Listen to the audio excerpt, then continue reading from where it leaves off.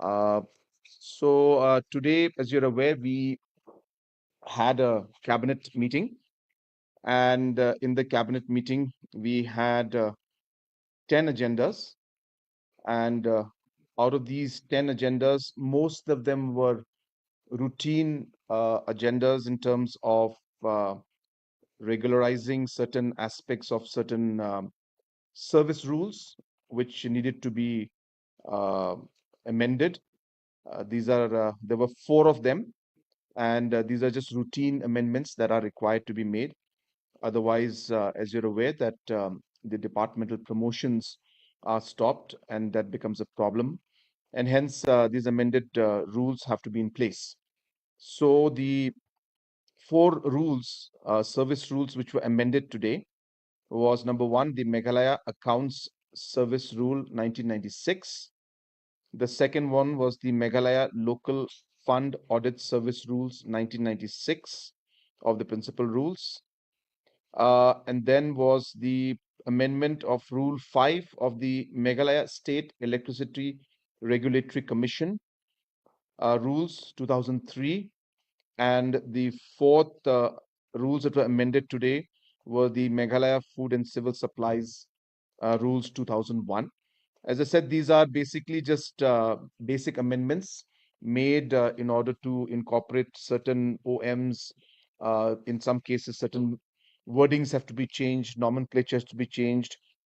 In some cases, because of certain decisions made by the cabinet, certain changes have to be made in the rules to comply to those decisions made in the cabinet. So these are just routine amendments that were required in these four service rules, which were done. Also, we have uh, uh, there was a proposal for the director, post of director for the Scenic Welfare Meghalaya. As you know, the incumbent Colonel Rai is his term is getting over, and hence there was a selection committee which is headed by the uh, chief secretary, and there were four names that had come in, or four applications that had come in for the post of the director of the Scenic Welfare Meghalaya, and the selection committee from there have recommended the name of Colonel Darrell Hopkins, retired, to be posted as the director of Scenic Welfare Meghalaya. Out of the four applicants, Colonel Darrell Hopkins was also the senior most in terms of his ranking. The cabinet approved the proposal that was submitted by the selection committee headed by the chief secretary. Uh, Also, there was a proposal to amend the and put an ordinance to the contingency fund of Meghalaya, and the amount has been increased. Uh,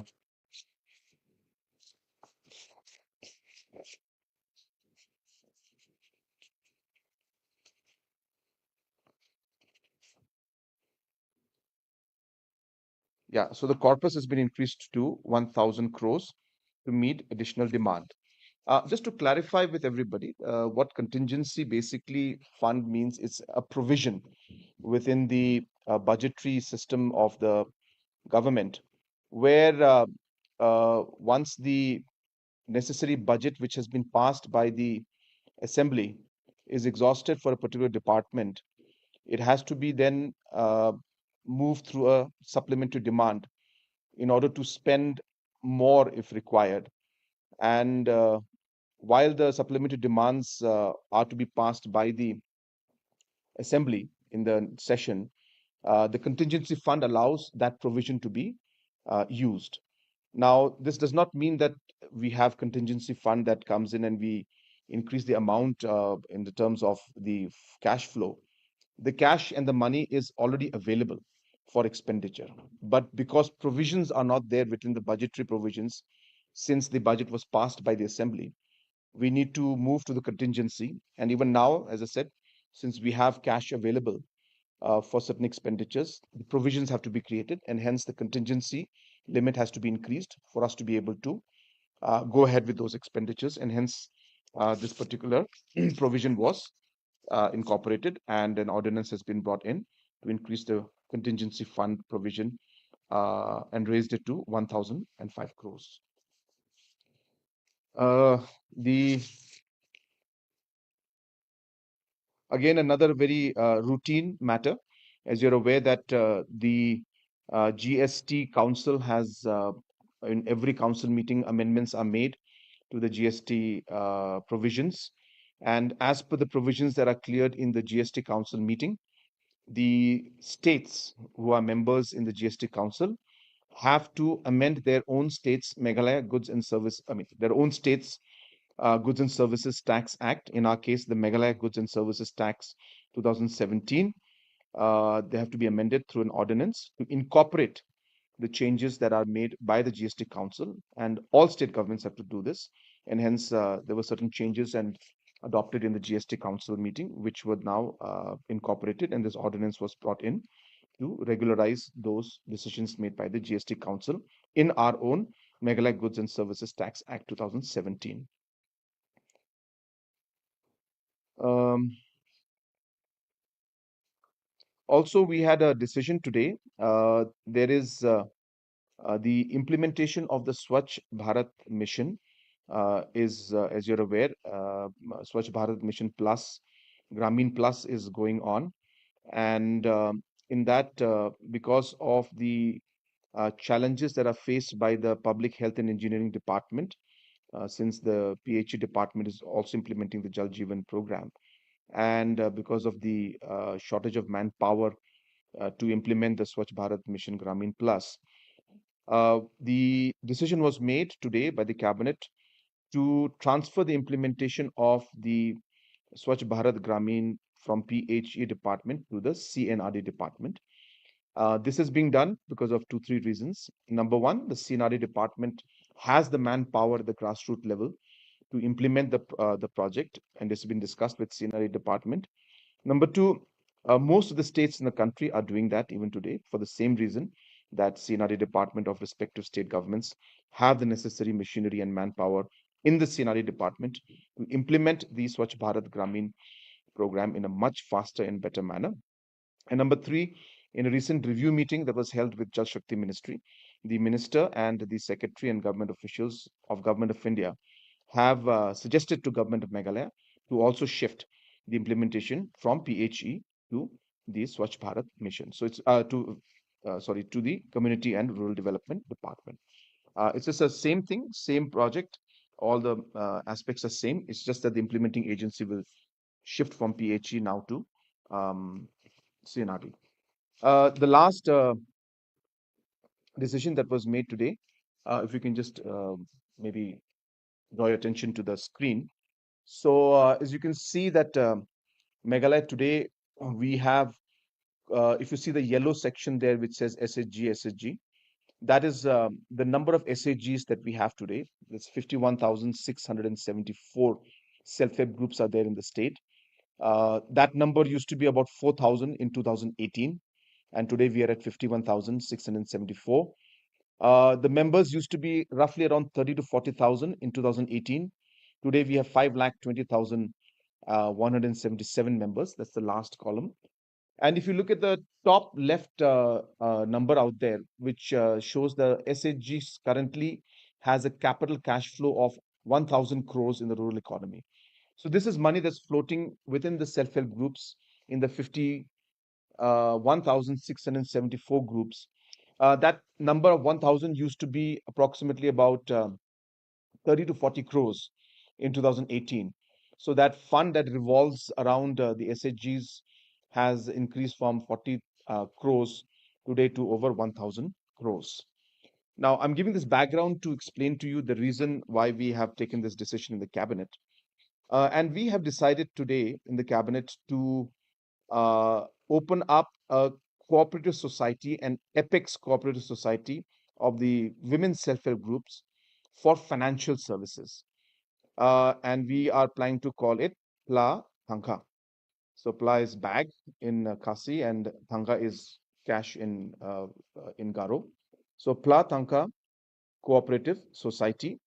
which will act as an apex cooperative body of the SHGs for financial services.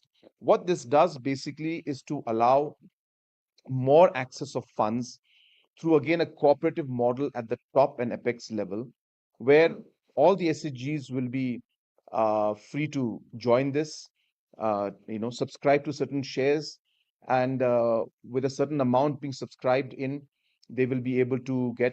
You can go next slide. One more. Next. Next. Next. Next. Next. One more. One more. Yeah. So this is a rough idea. So basically, this is the kind of share capital and the amount that we expect will be subscribed by the different self-help groups. And as they subscribe into this and they deposit certain amount, they will be given access to funds, 5x or 10x of the amount that is deposited by them. And the benefit of this is, of course, that the cash will be more readily and easily available rather than them having to search and apply to cooperative banks or to other commercial banks, which then delays the entire process of them working. So, this will allow and act as a financial corpus and a financial mechanism and a system that will be meant specifically for these self help groups. This is being done in big states like Rajasthan, Andhra Pradesh, and Telangana. And Meghalaya today is now the fourth state to come up with this model. And this is again in line with our commitment, which we had made in the cabinet retreat that we had in Sora, where we had mentioned that we would like to see not just Lakpati Didis or Lakpati Kongs or Lakpati Abis, but we would also like to see that they become millionaire, which is 10 lakhs in terms of their revenue and annual turnover in a year. And that can only happen when they have got accessibility to funds like these. So earlier, the scope of availability of funds was limited to the particular VO or the CF that was there, and they were limited to only their groups. But now this will allow all of them to combine and come under one umbrella, and obviously that would mean much higher accessibility to funds and a much larger scale, at much larger scale, and in a much more organized manner. And we're hopeful that this will again act as a catalyst to see the next level of growth within the self-help group movement that's going on in our state. Apart from this, of course, there'll be many other steps we'll be taking, but this is a major step, and we're hopeful that this will be major as a boost to the overall movement of SHG within our state. So these were the 10 decisions that were made today in the cabinet. If you have any questions, I'm happy to answer.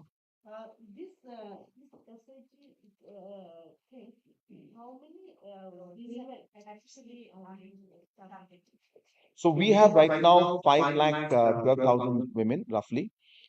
We would like to see that number go up to more than 8 lakhs.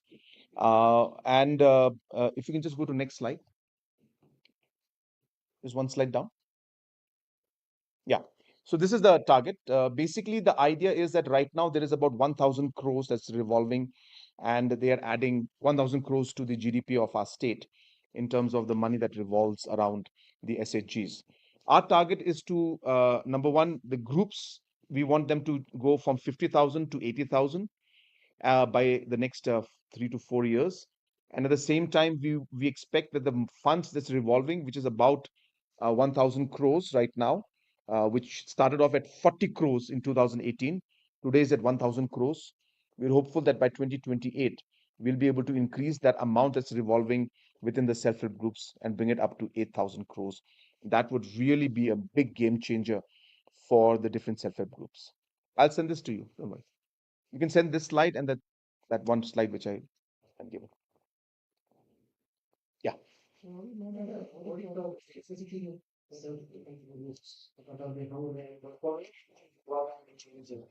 Yeah. Yes. Continuously are auditing. We continuously are interacting with them. We means even I at my level also I meet self-help groups on a regular basis. And this, of course, is one of the challenges. This suggestion has actually come from them. And they have suggested that if there can be a model like this, which would allow them access to more funds. Just to give you an example today, for example, now a self-help group out of the 51,000. Now, if they want to access funds from the bank doesn't allow them more than 1 lakh. That's the limit that the bank gives.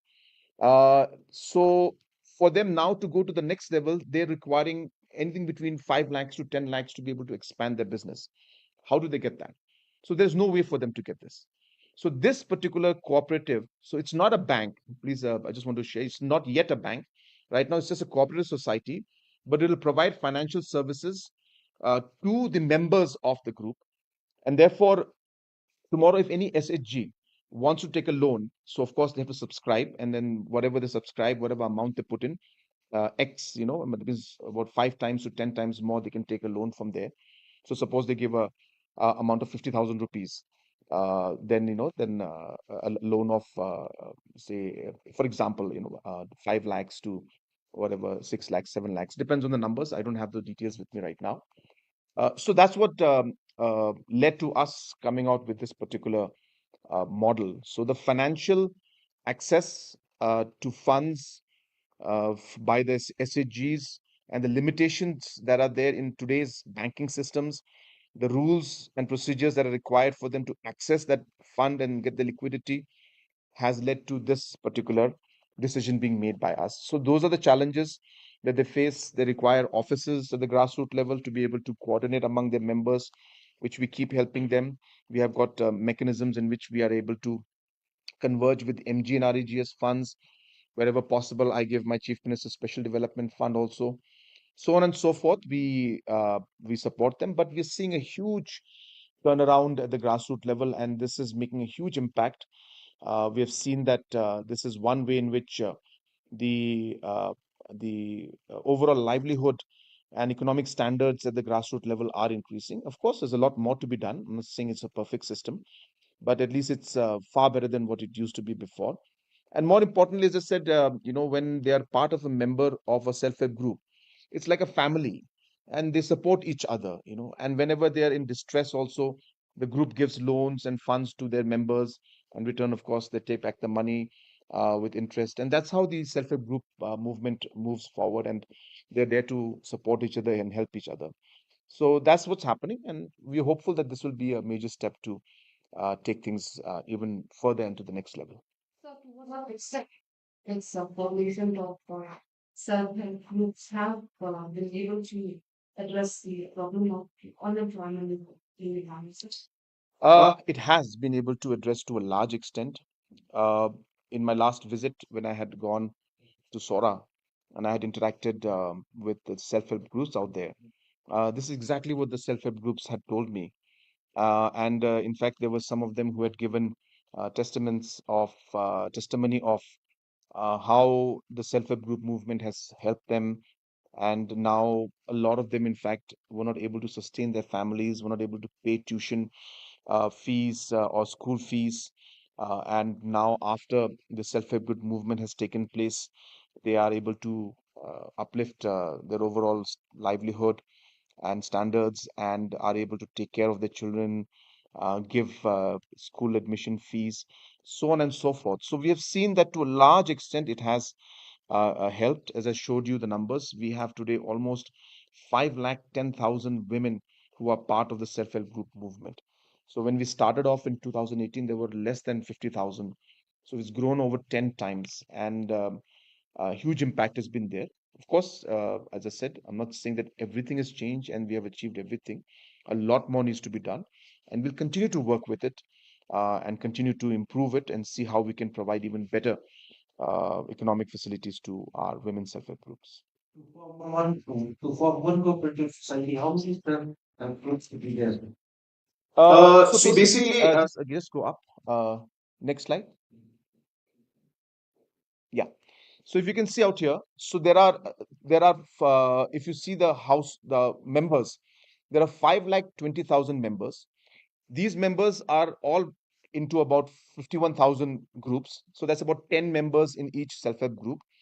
And each self-help group, when there are few self-help groups, 10, 5, 10 of them put together, makes the village organization, the VOs. And this again is a very, very democratic kind of a system because from every self-help group, say 2 or 3 members will be members in the VO. So in the VO, from every self-help group that's there, 2, 3 members are there part of the VO. So we have 5,640 VOs, which means, as I said, about every 10 SHGs, ends up making one VO. Then out of the VOs, then a large number of VOs put together then brings up the cluster level federation. And the cluster level federation, we have 336 of them. So you can make out that approximately again 10 to 12 to 15 VOs make up one cluster level federation. So this is the architecture, organizational architecture of the SHG federation that we have. I'll send this slide I'm sending to you. Beyond the governor. Yes. Yes. Okay. So following the approval from the Ministry of Food, Yes. then can we expect the actual implementation of scientific Yeah. course? So yeah. Yeah. Great. I'm happy to announce and inform all of you, which I had tweeted last night, that we have now got the final approval to open the mines. So now the miners are free to. These 3 miners can open the mines and start their mining whenever they want. They can start tonight. They can start tomorrow. It's up to them. Every election we hear a ritual announcement of resumption of coal mining activities. Is it not an election gimmick? Now election coming, Jaichar is the Jaichar. Yes, because people ask what's happened to the coal mines. So we have to answer back. So one, you may say it's a gimmick, but then it's a reply we have to give back to the people. Now, from our point of view, even yesterday, as I said, you can see from the press conference that was held there and the updates that I've put, that all the necessary permissions now have been given, and now the concerned individuals who have got the permissions to start the mining can start today, tomorrow, day after, next week, anytime they want. So I repeat again that this entire procedure was very, very, very tedious and very, very complicated, and was highly challenging for us. Uh, Previous governments could not decide on how to move forward. With due respect, I'm not trying to say they didn't do anything. Of it was a difficult decision, to be very frank. But we decided to, in a way, bite the bullet, and we went ahead and we challenged it in Supreme Court. We got the stay. We got the ban lifted. After that was done, I can again repeat, we had to go to Coal Ministry to create special provisions to allow mines owned by our people to be then mined, and licenses and permissions to be given. So complete new SOP had to be prepared specifically for Meghalaya. Once that was done, then after that, the necessary permissions from multiple departments and ministries of government of India and and central agencies and state government had to be taken, maybe 20, 30 of them. And this was being done for the first time. So in every ministry, every central agency, state government, some hurdle, some question, some clarification used to keep come up because it never happened. So all of this took more time than one could imagine. So now, as I said, final thing with the coal ministry had gone with all the necessary permissions from all the different agencies and departments, and this is what has been now placed in front of the ministry, and that is what yesterday we got the clearance. As I said, now the miners are free to start. Miners means these 3 miners, not anybody else. These 3 miners who have received the clearance can start mining. So now it's up to them when they want to start the mining. So is it open counseling? Yeah, Yeah, so so it's a the technology. technology, Each each one one has is submitted their mining plans. I don't have the details with me, so I don't want to be misquoted. So they have put in their mining plans. I don't know what the technical aspect of the mining plan is, but that mining plan again has been vetted by the central agencies and by coal ministry, and have agreed in those particular circumstances where these particular mines are to use that particular technology and mining plan which has been proposed by the miners.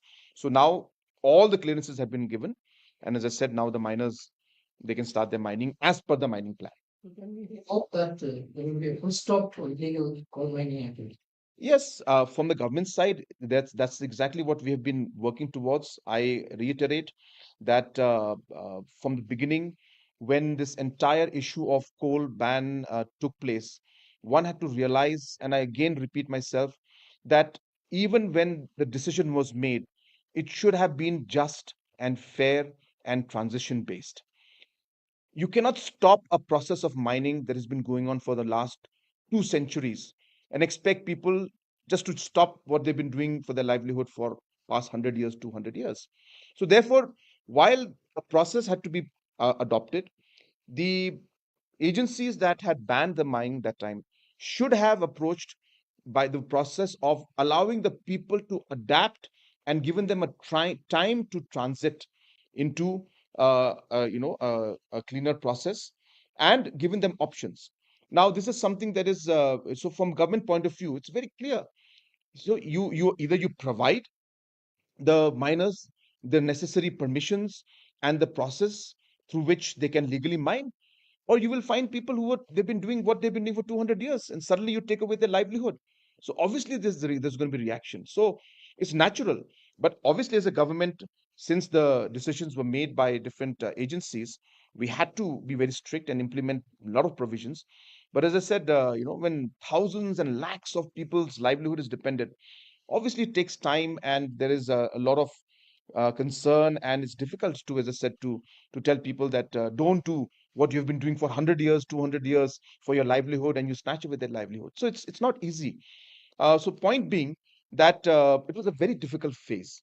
And in those difficult phases, we saw, sometimes there would be some cases, some situations would come up, some cases of illegal mining could have been there. These are processes. Wherever we saw it, we stopped it, we took action. But as I said, to completely put a, stop to everything is not easy because people were doing it for 100 years. That's why, again, I repeat. So it had to be really, handled with a lot of care. A lot of push had to be put into ensuring that government would clear our files, a lot of meetings with central government agencies and ministry. So it has been very tough. So now we are hopeful. We're hopeful that with this happening, that we will now see things smoothen out. We will see things now come to normalcy. Nobody wants to follow the illegal way. Nobody. Even the miners don't want to do it. But as I said, since their choice was not there earlier, provisions were not there earlier, for their livelihood, they would find some way or the other to sustain their livelihood. And it was kind of a difficult situation for them and for us also. But as I said, now that we have come to this point where the licenses have been given and the clearances have been given for 3 miners, and they can start their mining, even as I said, as early as tomorrow, day after, provided they follow the provisions in their mining plan. I'm hopeful that this will be the beginning of us seeing the entire sector become more regulated and more systematic, and all activities which are not proper will see things decrease and hopefully close down all kind of illegal aspects in the coming days. So a lot of concern, it's also been expressed that if open cast mining is visible in a state like Meghalaya. As I said, we I don't want to comment on whether it's open cast or what kind of technology is being used, because every mine, every location will have a different mining plan, and they'll have to go in a scientific manner, and they will have to take the approval of the competent agencies identified by Government of India to approve their mining plan. What I'm saying is that whatever has been approved and whatever will be implemented will be scientific, number one, will be with the approval and stamp of central agencies and Government of India. And therefore, it's going to be as per the norms and as per the scientific provisions that are laid down by expert agencies as well as Government of India. The survey that you were looking at, you also mentioned earlier that you were taking the help of NESAC to, find those areas where a lot of mining is taking place. We've also seen as a single member committee of Justice Kataki, he mentioned that the state government is cooperating. However, when it comes to implementation, they still lag far behind. Like there's not that immediate where you see, and this committee has going on for quite a while now. So So now that the scientific mining has started, as I said, now the process of regularizing things and smoothing things will happen now. These activities, you have to understand, it's not that we are in a small area looking at few people. These are very, very disconnected areas, locations. Satellites give us certain intel on what's happening, but to be able to actually the ground find out, we need thousands of manpower and all different kind of support structure and machinery. So it was a challenge. But as I said, now that the entire aspect of scientific mining has come in. So therefore, those issues, hopefully, as we move along, will disappear or will reduce, and we will see, more regulated as well as proper scientific mining taking place now. So what's the kind of revenue that the government is looking at once scientific coal mining is Difficult to say, because really we don't know what kind of productions will take place. But going by the past records, the non-tax revenue from royalty used to touch anything between 500-600 crores to even sometimes 800-900 crores a year. So we do expect that it should be at that level or higher, but I think it will be too early for me to comment on that. Let's see how it goes, because it's a scientific production, and there could be some limitations. It could take time for them to reach optimum production levels. So we really don't know how things will go. So let us wait and see. But I gave you the numbers which was there in the past. So I'm hoping it should be at that level or maybe even higher. So, coming to another issue is So let me get back to the same issue before I'm having so the goal that is being is traffic progress, scientific mining. Can these three miners sell the gold on their own, or it has to be auctioned by Coal India? No, No, no, they sell it on their own. It's their mine. It's their mine. It's their coal. They can sell on their own. the mention that the ore that has been extracted by these three miners and ore that has been extracted, illegally will not mix up in the same detail. Uh, of course, the mines that are there, the paperwork and all will be kept. And of course, we will have people and mechanisms to see the mines and what is being extracted out there, and the vehicles taking out. All of this will be monitored in a very close manner, because there are specific mines. These are not like, again, individual small mines in different parts of things. It's in a centralized location. It'll be a very large mine. These are 100 hectares and above mines. So therefore, it is easier for us to monitor these things. So therefore, I expect that we will be able to, because again, that's again a loss of revenue for the state government. So it's in the interest of the state government to ensure that we are able to monitor, that we do monitor these kind of locations, and which I expect that will be far easier compared to the past, because in the past there were many mines all in small small locations, but these are 100 hectares plus mines in a specific location, which will make it easier for government. The entry and exit of these things will be very clear. So I do expect that it'll be much easier for us to monitor these things. applications are pending for approval in I I don't don't. remember the exact number, but I know it's in double digits. I think 12 to 15 maybe are there right now, which I hope will also now follow, because the first one was the more difficult one.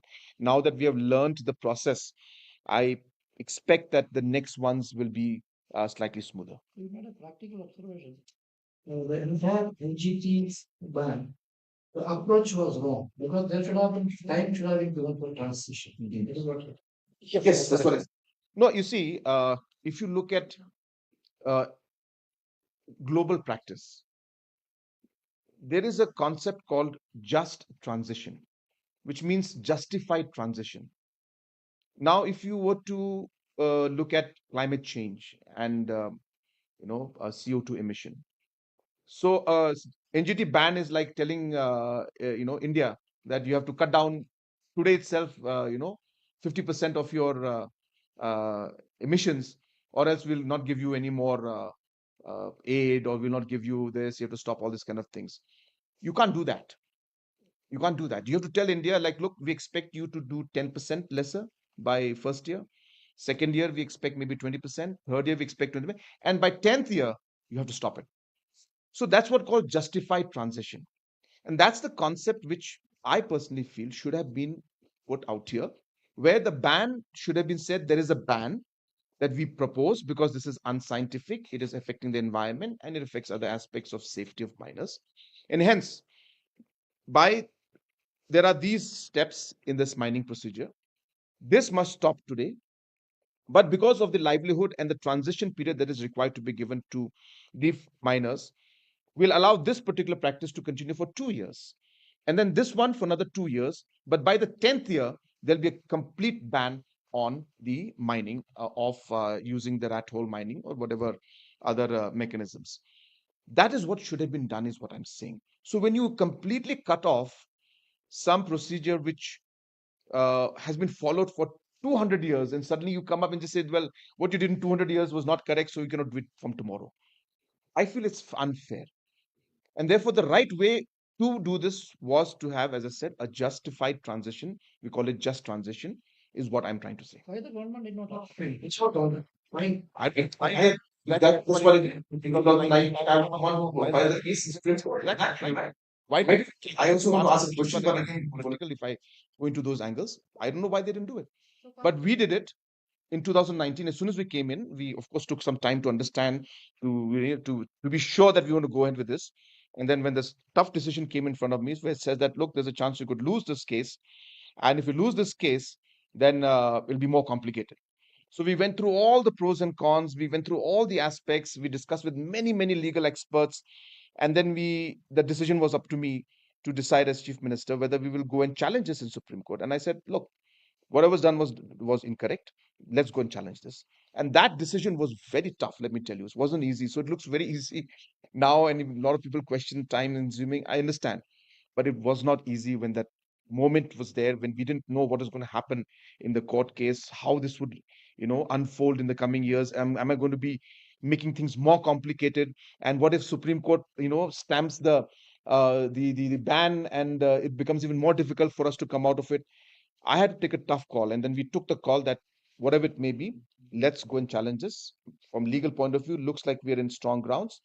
We took that challenge, we decided, and we went ahead, and that's why the ban was lifted. So therefore, the ban was lifted based on that. But then Supreme Court then mentioned that while you have the ban lifted, you still have to follow a scientific way of extracting in the future, and that's what we started doing by extracting by starting the procedure with talks with Government of India, that we want to have a procedure for us to have scientific mining.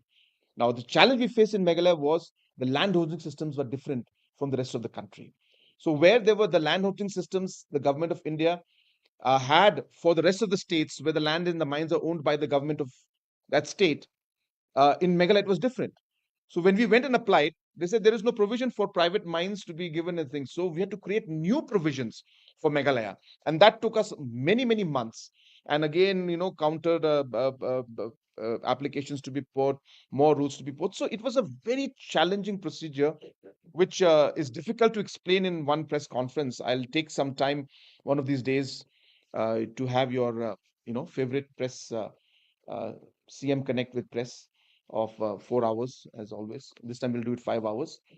Um, and we'll have a good time. And I'll like to explain and share the whole thing with you. So another concern is this mining is regarding the 100 hectares of land. Yeah. So how is the government addressing this issue? Because coal miners have been requesting the government to do.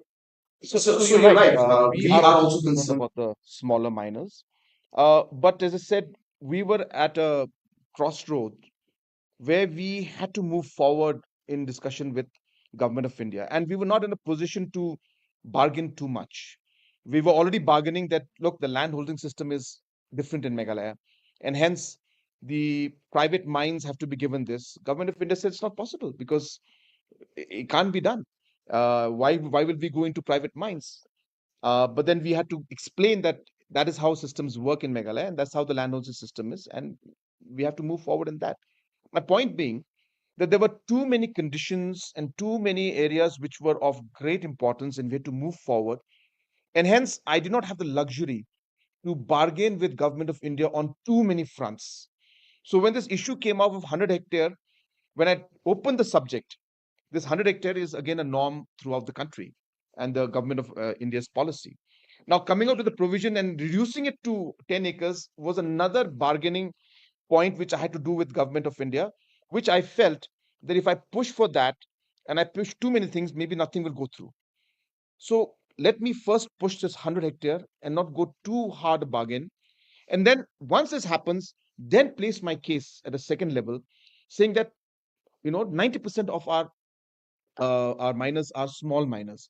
We need to amend this 100 and remove 1 0 maybe, or remove 2 zeros.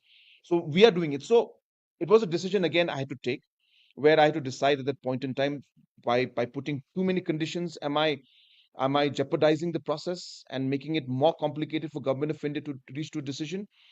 And shall I go for the 100 at least first and then work on something? So we decided, after talking to all the officials and Delhi, of course, and doing some back channel discussions, we took a decision that no, let's not be too much aggressive here.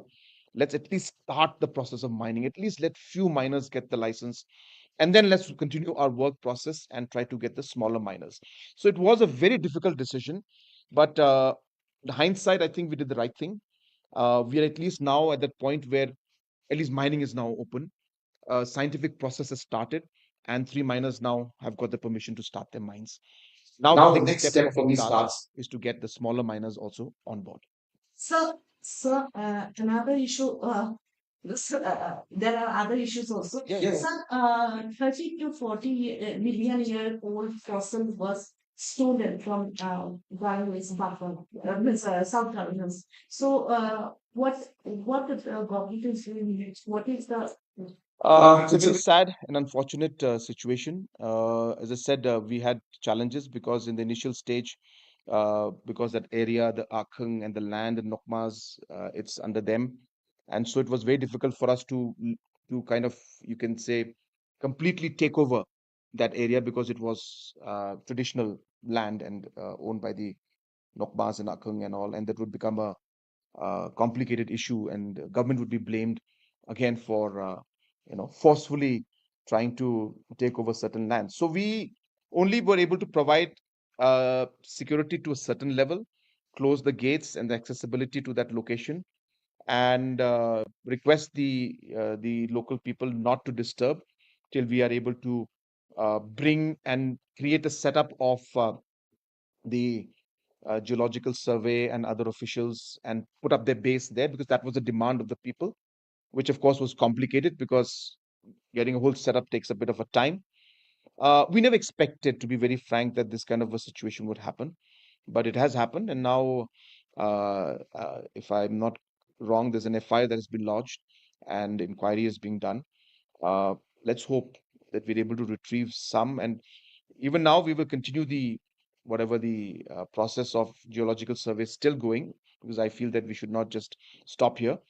Maybe there is more fossil that is available there, so geological survey will think, and I hope then villagers will now allow the state government to have a more presence, I should say, in that area, because earlier, as I said, when we tried to intervene, there was a lot of public reaction, and so we had to step back.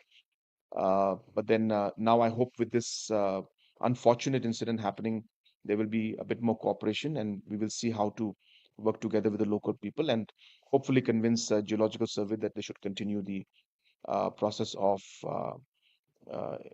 excavating, examining these very, very important locations where maybe there's a lot of information data that can come out. So So that's the that's the situation situation. now. So So we're hopeful, and we're hopeful that the police will be able to maybe hopefully retrieve and find the people who are responsible for this.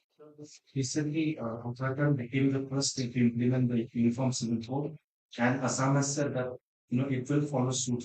So what about Meghalaya, sir? You had maintained in the past that it goes against the spirit of India. What's No, No, I repeat, it is very important to know what means what this entire thing is about.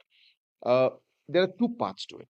One is the concept itself, that uniform civil code, the whole thought process of what a uniform civil code is, and then a bill or an act that defines what is in uniform and what is not uniform. So these are two different things which you have to look at. You cannot put both together. Why? Because a uniform civil code as a concept of making sure that everything becomes uniform is not possible in India, because again there are tribal communities, there are different kind of communities, indigenous communities who have their practices, and it may not align with the government, with the other communities, and the uniform uniformity that maybe some people would want. So therefore, that concept to impose it on every aspect of life and every community and everything uniform may not be possible, because it's not correct, as I said. But uniform in certain aspects and keeping certain communities out, like for example Uttarakhand has clearly mentioned that tribal communities and their practices are not part of the uniform civil code in Uttarakhand. So like that. So now if you bring a bill that as I keep repeating at the national level or at the state level and say that, that the whole country will become matrilineal from now on, I think Meghalaya would support that bill because we are matrilineal society.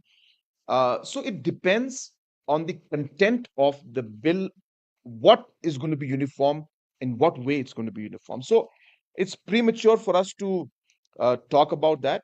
For us, as a state government, we are very clear that uniform civil code is not in our agenda to bring in a uniform civil code. We respect the secular fabric of the state, we of the country and the state. We respect the identity of our different tribal communities, and we are very clear that the protection of these uh, practices of the different communities must be respected. Well, any update on the border talks? Not yet, because it's Not been able to move forward. Come on, I'm still waiting. Huh? Lock lock the the doors. doors.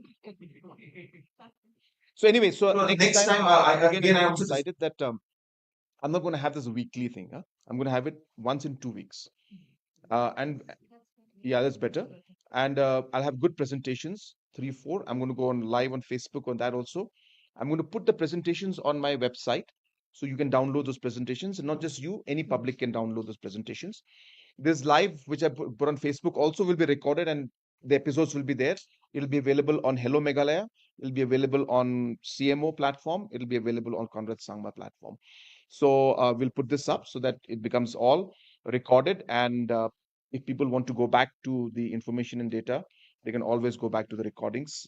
So I thought I'll use technology also to bring in. And again, when those things happen, we'll be able to then spend more time. So I was thinking, 2 hours is good, 2, 3 hours, 4 hours. We'll give good presentation with everything. And number two, also since we cannot meet, you guys, you want to just meet me in the middle of the hallway and all these things becomes difficult. And I understand sometimes you need, information for your quick bites. If you can create a system, where you can send those questions, and then I'll just create a bite and I'll just send it back to you guys. I'll do that. So it'll be simple, easier. So you can just send those things. So when it's something very emergency, and we'll see maybe somebody from the media team will coordinate this. So Andrew, you just can figure out how to do this and get the questions. I have no problem. The problem is that when it's unscheduled. So I'm going here and there, and suddenly it's very difficult for me. It's not that I don't want to answer your question, that I don't want to meet you. It's not that. It's just it's difficult because I've got a routine that I need to follow, reviews, meetings, cabinet, this, that, and I don't like to be late. I think you know that by now. Quick video statement. It's always here. Yeah, Yeah, exactly. That's what I'm saying. So that I'll make that video statement. So somebody will just take it on video and send it to you. That's it. So in a group, in that WhatsApp group, if anybody has questions, you say this question, please ask CM to make comment on this. That's it. I have no problem. One question. After the end of the press conference, I need your small greetings regarding the anniversary of Northeast 7. So this one you can send. Okay, I've got a review now. This one you are sending. Only 2 slides though. I'm going to send this slide and just go just this slide and just go back. There's one more.